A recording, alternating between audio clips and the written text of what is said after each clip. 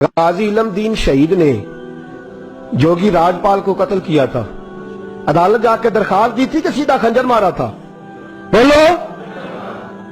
غازی چٹا ان پڑھ تے نا سی علم دین, چٹا ان پڑھ تے نا کیے.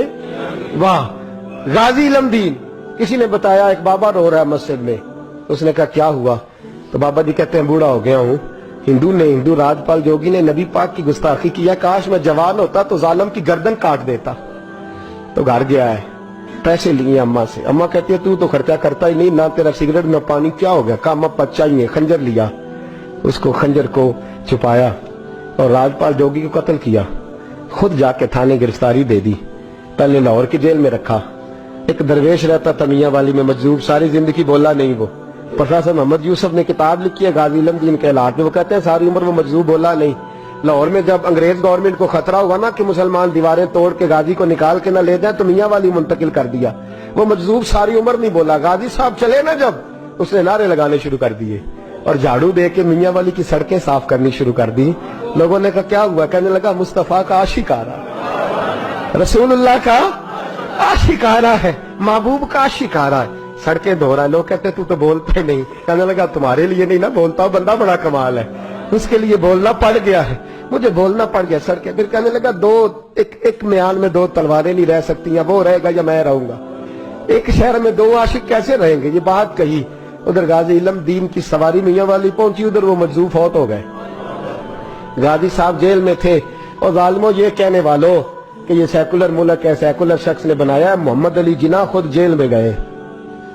محمد علی جناح خود جیل میں گئے. اور اقبال کے حالات میں لکھا ہے کہ محمد علی جناح کو اقبال نے مجبور کیا, گئے خود جیل میں گئے. اور غازی اتنا سادہ تھا, انگوٹھا چھاپتا, نہ قرآن شریف ناظرہ پڑھا, نہ کوئی اور بات پڑھنی آتی. قائد اعظم نے اردو میں بات کی تو غازی کہنے لگا جناح صاحب مجھے اردو نہیں آتی, کوشش کر کے پنجابی بولو, کوشش کر کے پنجابی بولو. تو محمد علی جناح کہنے لگے اگر تو ایک باری کہہ چھڑے نا کام میں نہیں کیتا, تو بس اینا کہہ دے میں کیتا تے تینوں میں تے ملکاں دے مقدمے لڑنا تو جت جانا. تو ایک باری کہہ دے کہ میں کام, بولو میں کام نہیں کیتا تے تینوں پھائے دنیا دی طاقت لا سکدی. تے کہنے نے قائد اعظم دا ہاتھ پھڑ کے نا سجا اپنا بھی ہاتھ, کہنے لگے السلام علیکم تسی جاؤ, چنگی صلاح دین آئے, ایک کی تے کام کیتا ہے اودے تو بھی مکر جا, ایک کی تے کام کیتا ہے اودے تو بھی مکر جا, جاؤ اپنا کام کرو, تہاڈی لوڑ کا ہی نہ. امیر ملت پیر جماعت علی محدث علی پوری چلے, تاجدار گولڑا حضرت شیخ وقت پیر سید میر علی شاہ صاحب گئے ملنے. حضرت خواجہ شمس العارفین سیالوی گئے جیل میں ملنے.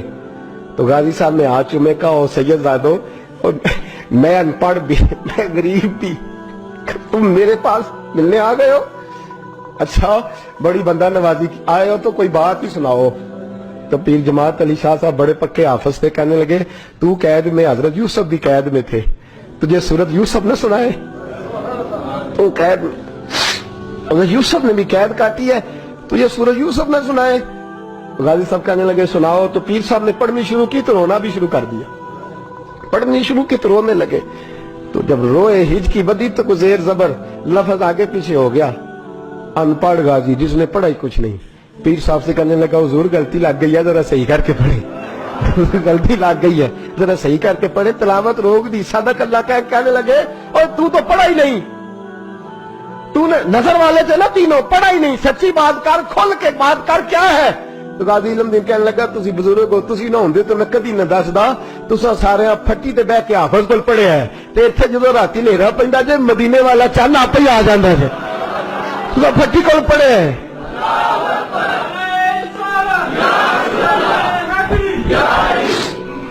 میرے عزیزو, غازی صاحب کہنے لگے میں نے تو رسول اللہ سے پڑھا ہے نا, میں نے تو بددعا والے نبی سے بددعا سورت پڑھی ہے, میں نے یاسین والے نبی سے سورت یاسین پڑھی ہے, میں نے تو سارا کچھ پڑھا ہے نا.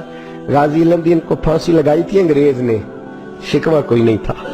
غازی عبدالقیوم کو پھانسی لگائی تھی انگریز نے, شکوہ کوئی نہیں تھا. عامر چیمہ کو شہید کر دیا تھا انہوں نے, ڈنمارک والوں نے, ہمیں شکوہ کوئی نہیں تھا. پر ہمارا درد بڑھتا جا رہا ہے. اس شخص کو اپنوں نے مار ڈالا, اپنوں نے مار ڈالا. تیر کھا کے جو دیکھا کمی گاہ کی طرف تو اپنے ہی دوستوں سے ملاقات ہو گئی, اپنوں نے مار ڈالا, اپنوں نے ظلم کیا ہے. गाजी इलम दीन का जनाजा उठा तो लोग कहते हमने देखा कि 90-90 साल के बूढ़े पीर भी नंगे पैर चल रहे हैं, नंगे पैर, और मिन्नतें कर रहे हैं, जरा हमें मौका दे दो, इसकी जनाजे को कंधा तो दे दे, जरा मौका दे दो, जनाजे को कंधा तो दे दे।